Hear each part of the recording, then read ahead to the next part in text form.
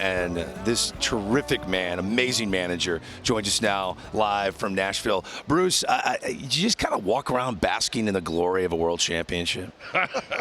It's been good. It's been good. I'm not going to lie. I mean, the guys were amazing, weren't they? I mean, just one heck of a ride. I mean, for me to take 3 years off and be fortunate enough to be part of this, I've said this so many times how blessed I am, but it's been nice. You know what really makes me happy? See all the Ranger fans now. Yeah. Of course, you come in here and your peers are all saying congratulations, but even here in Tennessee where I live, we have a lot of Ranger fans, so it's been cool. You know what I think is so interesting? It's like now we live in an age of so much information, right? And here's Bochy, like everyone who ever played for you absolutely loves you. They say they run through a wall for you. You're an old school type of guy, but then you have all this information now and this modern type of baseball. How do you marry the two? You're so good at that.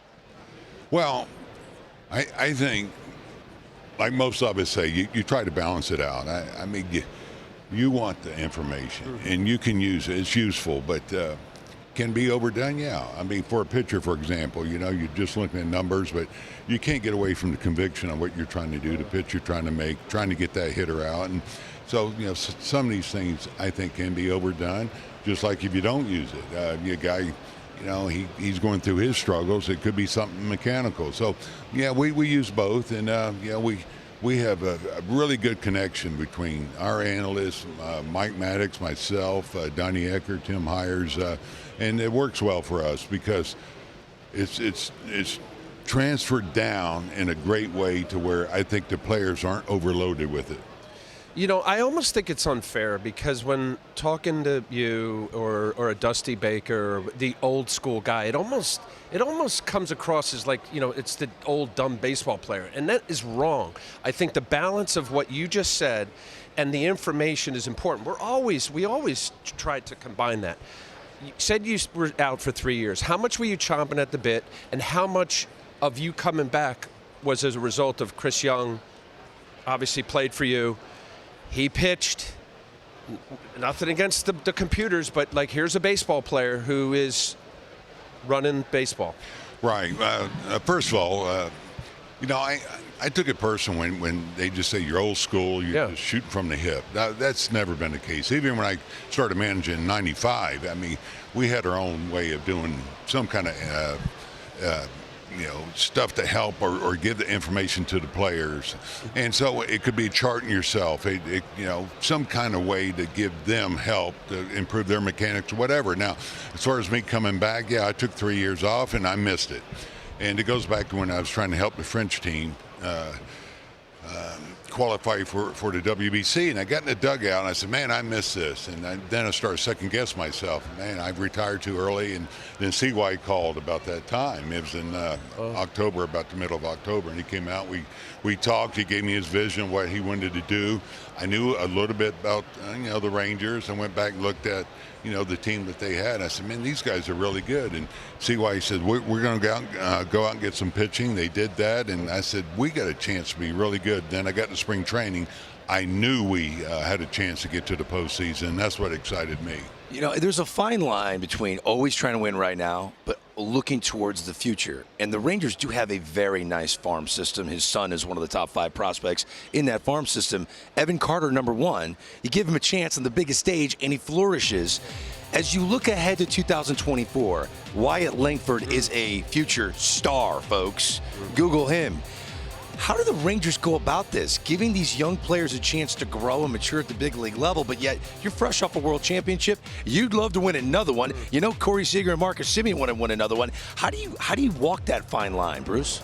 Well, I'll start out with we're not going to hold anybody back. If we think they're major league ready, we're going to bring them up, and that was the case with Carter. We felt that he could handle it, which this guy has no fear. I mean, at his age, it really was amazing. And I saw that in spring training. Now, this Langford kid, I've already had a chance. He's special, and he's, I mean, every step of the way, he just kept putting up those numbers. So he'll come in spring training. We're going to stay open-minded. It's going to be competitive, and he'll have a chance to make the club. It's all performance-based. So, but I don't care how old they are. CY doesn't care. If we think they're ready, then they'll be on the team. You know, you led the American League in runs last season. We could arguably say that was the best offense in all of the American League. And there was one particular hire. Tim Hires. He was key in getting the hitters ready, even in the postseason there towards the end, making adjustment on the fly.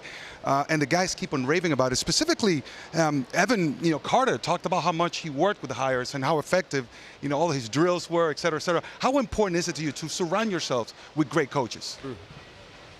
It's the key to your success, really. I mean, sure, the manager gets a lot of credit, but really, I look at my coaching staff. I know how lucky I am. I have Mike Maddox. Come on, he became available, and for him to join us, he had been with the Rangers before, and to have his wisdom and experience, right beside me talking pitching. And then on the hitting side, I have not just Timmy, but Donnie Ecker.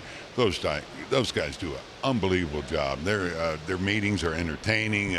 Guys have fun with it, but they also learn from it, and they prepare our guys. I'm talking about my coaching staff as well as any staff I've ever had, and I think they were the key to our success. Down the stretch, Seattle. I mean, watching how the playoffs. You needed one win there. Second in the division. Obviously, world champs doesn't matter now. But you much of a meeting guy, and was there much to say? I know Corey's the leader on the field, a quiet guy. But was there, from Seattle flying to Tampa, was there a Newt Rockne moment? No, I'll be honest, there wasn't, and I'll tell you why. I mean, we kept getting hit. With either injuries or losing streaks, and these guys kept getting up. And I did have a meeting going back to Minnesota, and we lost, I think, 3 or 4 in a row. I said, well, that didn't work. But anyway, I think with all the meetings that we have now, the pitchers meetings, the hitters meetings, I think they get enough meetings. But I had no doubt with these guys, and that was the low point of our season. One more win. We're landing in Dallas instead of going over Dallas to Tampa, so that was a tough one. But I said, once these guys, in my mind, once they get to Tampa and they get to feel the postseason play, they're going to bounce back because they did it all year. We lost DeGrom, they bounced back. We lost Corey, we bounced back. Josh Young, Evaldi, Garcia, and they just kept bouncing back, and I knew they would, and they did. It's hard to get a gift for somebody who's got it all, and you're one of those guys. It just seems like you have it all. So the three of us put our minds together, like, what do we gift Bruce Bochy for winning the World Series? So you love a good reliever. Breaking news. Ken Rosenthal, we got you this, Bruce. Free agent reliever Kirby Yates in agreement with the Rangers on a 1-year contract. Some breaking news for you. You got Kirby Yates in your bullpen. Do you like that gift? I do like that gift. I've seen a lot of them. He was in the National League West, so in fact, I saw him last winter and talked to him for a little bit. But his experience. He's closed. He's a high leverage guy, so he's going to help us. It was pretty bumpy in that bullpen, and we lost some games there, so we're trying to improve that, and that's a great start. Okay, per 9 over 11, Al's paying the contracts. Don't worry about it, all right? Bruce, thank you so much, man. Always a pleasure to talk to you. All right, guys, great talking with you. Thanks for having me on. All right.